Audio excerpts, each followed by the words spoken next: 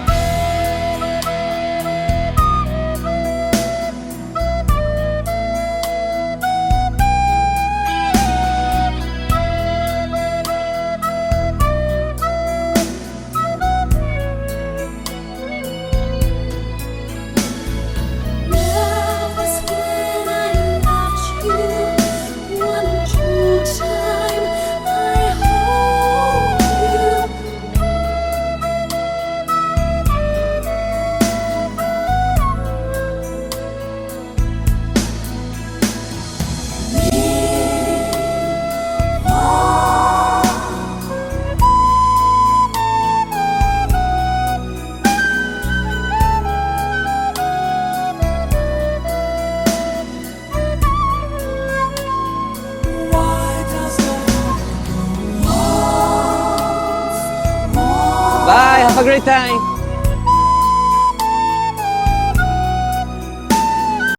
12 seconds later.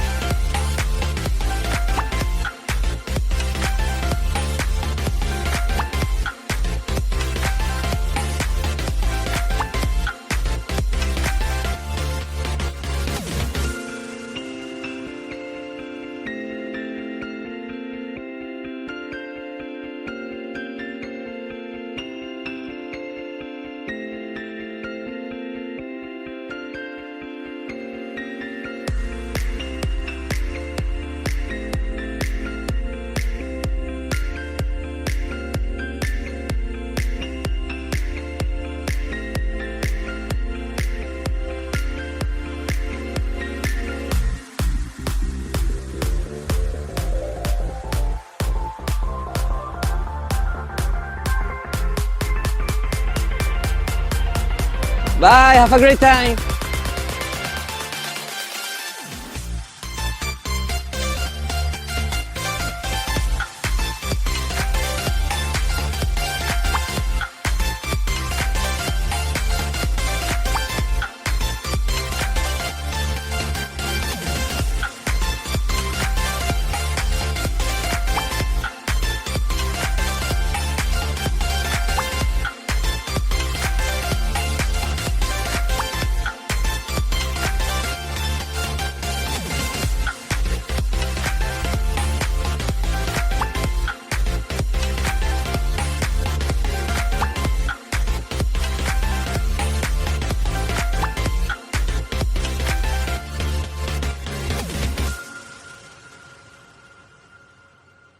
Come to see the night sky, what a sight. Let's stay like this until the sunrise. The sun, the moon, and stars hold me tight. Just make a wish, you should be surprised. Earthly of the sky, comets passing by. I'll catch a falling star, we'll travel even far. Dashing out to Pluto's tiny moon. To put a stream to end, let's tell the story.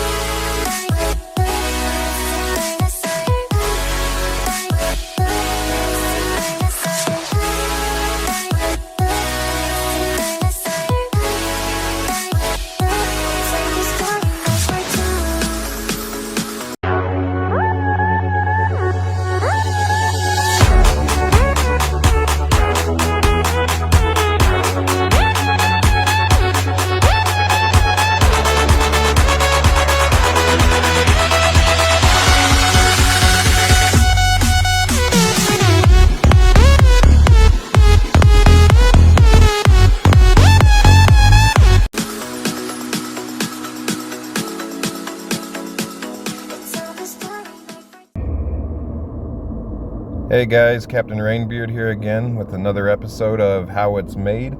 Going over a new fit for the Mauler. Call it the Troll Mauler 2.0. It is a beast of a ship and excels at trolling. One of my biggest PvP styles is I just like to have fun. I go out there not to necessarily get the biggest kills, the fastest kills, have the most expensive ship, but whatever brings me the most enjoyment living the pirate life. This ship is great at that. It'll be giving a lot of people, a lot of confusion as they try to figure out what's going on. And it could tank way, way, way above its class. All right, so let's take a look at how it's made, go through the fittings, and I'll explain some of my reasoning to you guys. First thing I'm going to start off with is the rigs, going from the bottom up here. All right, so just like in the original video, I went with the auxiliary nano pump 3s for that extra 30% armor bonus. Okay, and I picked 2 of these, so I'm getting that 60% with the diminishing returns. And you also have the bonus stacked on top of the Maulers already, a significant amount. All right, on the other side, we went with auxiliary power grid 3s. And for this fit, you do need 2 of them. Okay, This is probably the most expensive component for the ship. Right now they're going about 21 mil each, and this is going to be the biggest cost besides your ship. All right, now when I built this, I wanted the maximum tank possible I could get out of the Mauler. For the version 1.0, I built that with 3 batteries with the intent to fight large newts, large NOS, like the Ishimu. In this version, I wanted as much cap stability as possible with as much tank as possible. But as you saw in the PvP clips, it still can't take out an Ishimu. You're going to lose your capacitor. Alright, so let's look at the mods here. First thing we're going to put in is the modified large armor repair. With our rigs, we're getting about 1,355 repair per tick, and it ticks about every 9 seconds. Alright, here's where most of the tank comes in. So I decided to put 3 Adaptive C armor hardeners on. And then I still haven't quite made up my mind if I want a basic damage control or the reactive damage control. I'll show you the difference. Okay, so cold here, our defense running about 23.8 thousand effective hit points. Let's undock, take a look at them hot. Undocking. Undocking.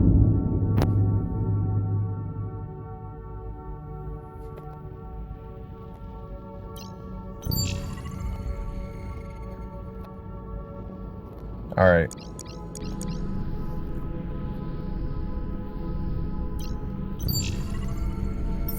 With everything running now, our defense is close to 42.5 thousand effective hit points. This is fantastic, and it's pretty close to, you know, Gila level faction cruiser defense here. 86%, 81, 78, 77, and that's with no defensive resistance rigs. A lot of that plays off the Mauler's bonus, which gives you 4% to armor resistance per level.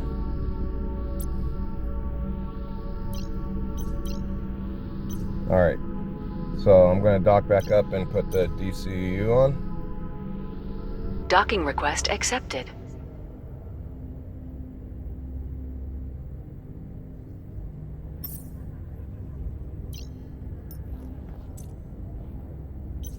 Okay, with the DCU, we go down to, it actually goes up to 25,000 effective hit points cold.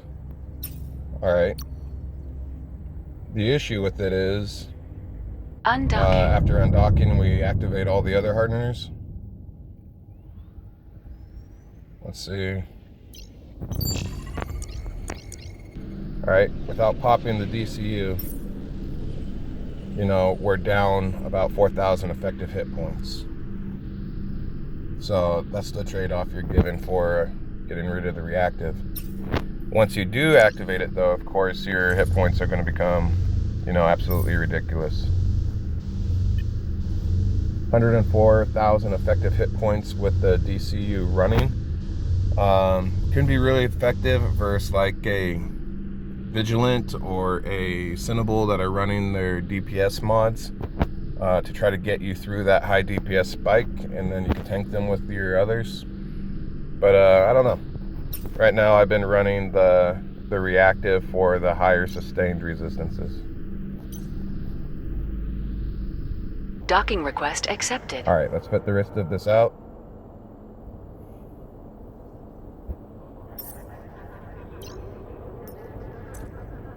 So again, when I make my fits, I come up with a goal, and then I fit that as best as I can, and then fill in everything else after the fact. So for this ship, my goal was to be cap stable, as tanky as possible, and to be the biggest troll I can make it. So this is why I'm starting off with the tank first, and then we're moving up to the high slots. In the mid, I'm putting on a modified large energy Nosferatu. And look at that. So now we have a T6 ship, a Mauler, running a large energy Nos and a large armor rep. It is possible to fit 2 large modules onto the ship with the auxiliary power grid 3s.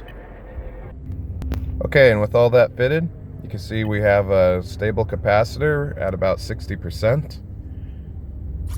The large energy Nosferatu gives you a transfer amount of 219 gigajoules with an optimal range of 20 kilometers. Accuracy fall off 11 kilometers, meaning you can drain people out to about 30. Anybody past that, the NOS is going to struggle and your capacitor will eventually fail. But it's pretty fantastic for everything else. Anything under 30, you'll be able to keep your capacitor filled and stable, and you're going to be tanking for quite a long time. Okay, for my other slot, I'm throwing in a scrambler. Try to hold someone for as long as I can. And then I have my drone. Now you might see, out of my total power grid, 1,412, I am almost maxed out. I don't have a lot left. So what I had to do was go with the small weapons. And I chose small beam lasers. Okay. With these equipped, I get a blazing hot DPS of 191 DPS. And I still have just a little bit left on my power grid, but you can't really fit much more than this. The reason why I went with the beam lasers is they have decent tracking, and they have a longer optimal range of 14 kilometers with 3.2 kilometer accuracy fall off. But also, I'm new to the implant world. Undocking. But when you actually get into combat, you can see I'm using my focused crystal implant here. When that starts getting stacked up, the DPS on this can actually get up to 300, 400 DPS using these small lasers, which is not bad at all. You're going to surprise a lot of people. Alright, with that said, holding someone with just the scrambler and no prop mod is going to be difficult. I would really love to have the scrambler and the web here, but this is the fit I built and I've been having a lot of fun with it. If you get a couple people with this, running a scrambler and NOS, and then maybe your buddy can run a web and the NOS, it's going to be very effective and a lot of fun.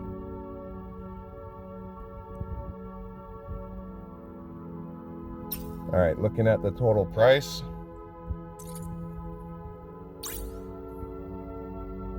Okay, you can see that the estimated price for the ship is 145 million, and it's going to cost you about 79 insurance points. So it's not a bad ship to YOLO at all. I've had a lot of fun with it. I hope you guys could build something similar. Go out and enjoy the game. Don't be afraid of PvP. The ship is made to have a lot of fun. It's also made to get blown up. So it's cheap, it's effective, and you don't have to be worried about losing it and costing you all your insurance points. Alright guys, I hope you enjoyed this video. Go out there, say hi in local if you see me, and just have a good time. See you out there. Bye. Tell the story like I do.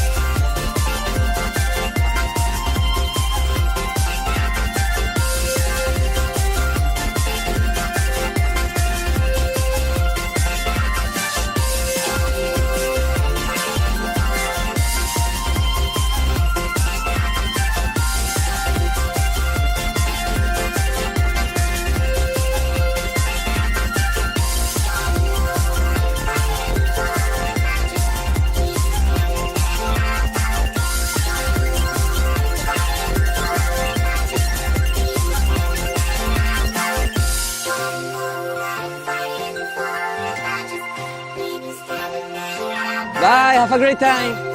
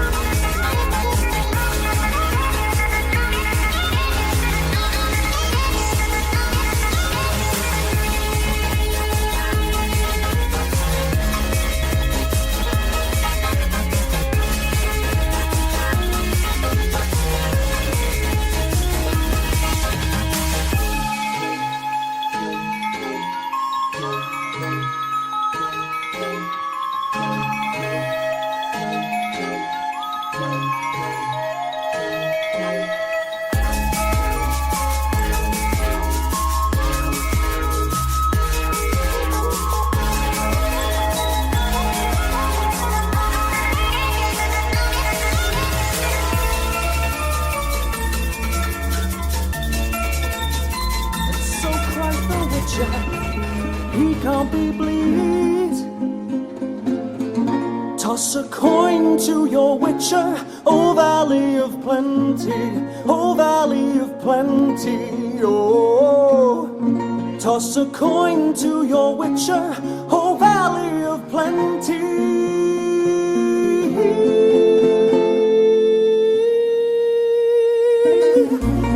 At the edge of the world, fight the mighty horde that bashes and breaks you and brings you to more.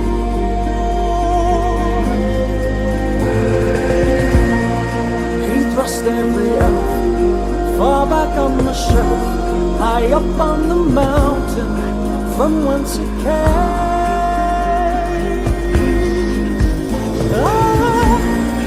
He wiped out your past, God kicked in his chest. He's a friend of humanity, so give him the rest. That's my epic tale. Our champion prevailed, defeated